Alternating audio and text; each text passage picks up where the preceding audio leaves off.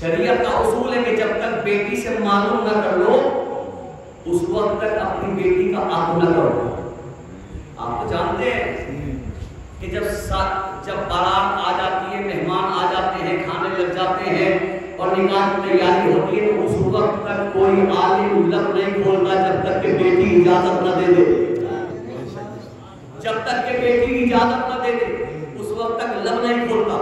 تو یہ اصول ہے شریعت کے کہ بیٹی سے معلوم کرو، زبردستی رشتے نہ تھوپو، اس سے معلوم کرو، اس لیے کہ اسے ایک طویل زندگی گزارنی ہے اس کے ساتھ، تو اس سے بھی تو معلوم کرو کہ تیری مرضی کیا ہے. جناب حزام نے کہا بیٹی سے معلوم کرو. جناب سمامہ حجرے میں آئی، آنے کے بعد بیٹی سے کہا بیٹی ہمارے گھر رشتہ آیا ہے، تیرے لیے امیر کائنات کا رشتہ آیا ہے، اے بیٹی یہ بتا کہ تیری کیا مرضی ہے. کہا والدہ گرامی جیسا آپ اور بابا چاہے وہی میری مرضی، آپ کی مرضی ہے وہی میری مرضی ہے. اور اتنا کہنے کے بعد جناب ام المؤمنین